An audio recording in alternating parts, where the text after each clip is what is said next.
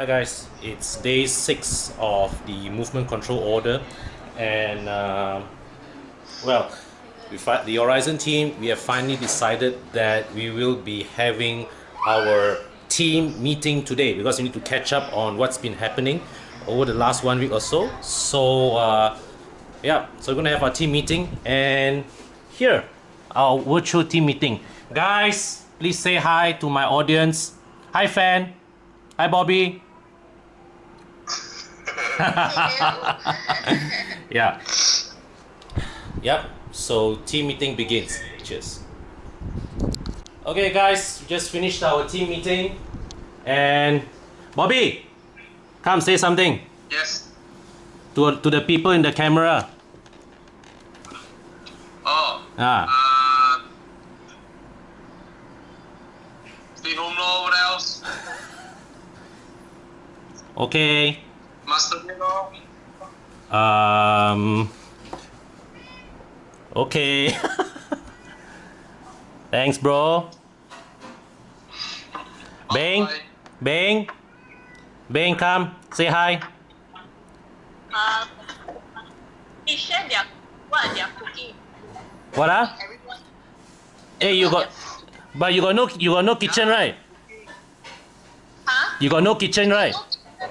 So how? Using air fryer. Oh, I had grill, so I've been using that to cook air fryer to the Yes, rescue. guys, cooking also another challenge, okay? Yep. The food that we eat. Okay. Thanks, guys. Okay. Let's go pick up these things.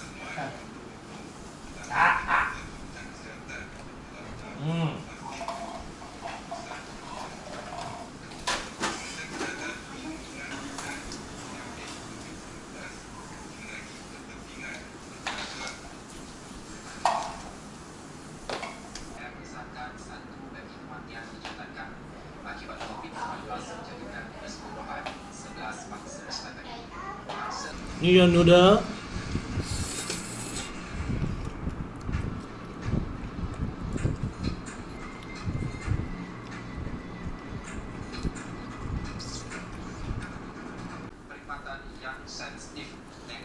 Alright guys, so it's 1:15 PM as I record this. There was supposed to be a broadcast by the Prime Minister at 1 PM. So there's one thing that I noticed has been quite constant during this whole COVID-19 crisis. All these promised broadcast time, right? Always late one. I mean, dear government, seriously, if you want the people to have confidence in your way of handling this crisis, you gotta show that you can keep your time. Semua ahli KWSP yang berumur bawah 55 tahun boleh membuat pengeluaran wang simpanan dalam akaun dua masing-masing tertakluk pada kadar maksimum RM500 sebulan untuk tempoh selama 12 bulan. Keduanya, kerajaan juga bersetuju untuk menyalurkan peruntukan tambahan sebanyak RM500 juta kepada Kementerian Kesihatan bagi menyokong usaha menangani COVID-19. Ketiganya, kerajaan juga telah bersetuju untuk menyalurkan peruntukan sebanyak RM130 juta kepada negeri-negeri untuk membantu kerajaan negeri menangani krisis COVID-19. Peruntukan sama rata akan diberikan pada setiap negeri tanpa mengira parti mana yang membentuk kerajaan negeri yang berkenaan. Krisis yang sedang pun kita hadapi ini memberikan kesan pada semua rakyat tanpa mengira kaum, agama dan kecenderungan politik. Keempat, kerajaan juga telah bersetuju untuk memberikan lanjutan masa daripada 3 bulan kepada 6 bulan bagi penangguhan barang balik pinjaman Perbadanan Tabung Pendidikan Tinggi Nasional ataupun PTPTN. Saya akan umumkan pakej ransangan ekonomi dan bantuan rakyat yang lebih komprehensif pada 30 hari bulan Mac 2020. Okay, guys. So the speech from the PM just now, right? He has announced that we can withdraw $500 a month for the next 12 months from our EPF account too. He also announced that you'll be allocating additional budget for the health ministry. That's most welcome. Additional budget for the state governments to disperse out for their other programs. That's also welcome.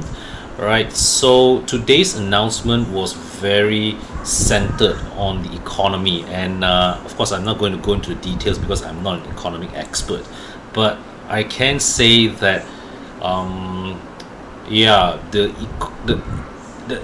the economy will get and will of course, as we all know, takes a massive hit from this, and it's something that we have to look seriously into, because if the economy fails and more and more people get out of jobs, the situation will worsen, because we will still have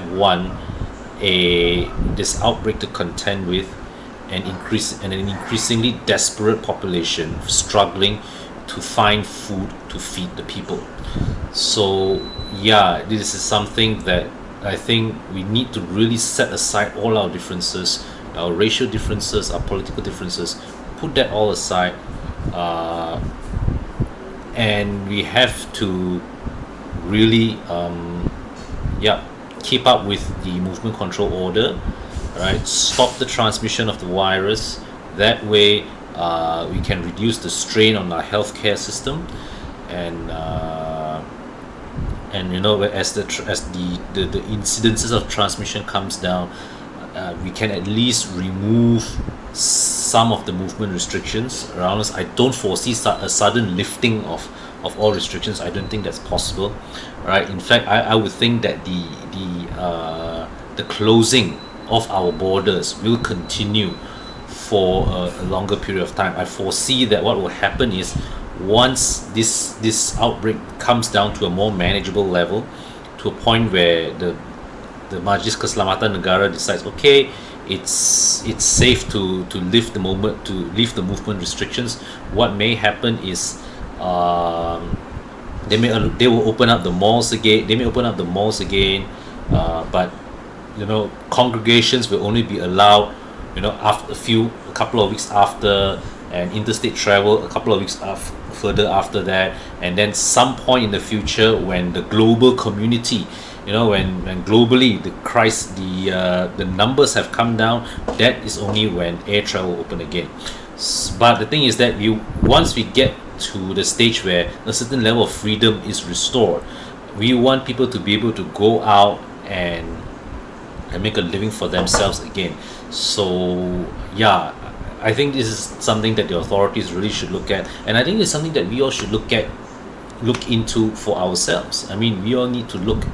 It's also time for all of us to think, what if this crisis drags on for another 2 months, 3 months, 4 months, a year?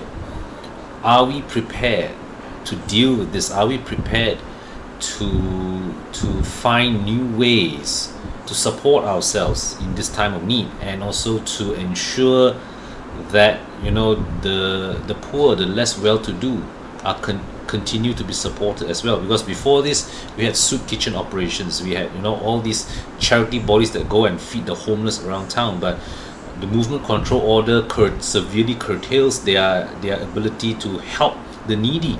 So what's going to happen to those guys sleeping on the street? That is something else to think of. And so I don't have all the answers right now, but all I just want to say is, guys, we are in this together. Let's help each other out. Let's make the best out of this. All right. I'm sure we'll come back. I'm sure we'll bounce back. Things may get worse before they get better, but I'm hopeful we will see better days. Hopefully not too far away.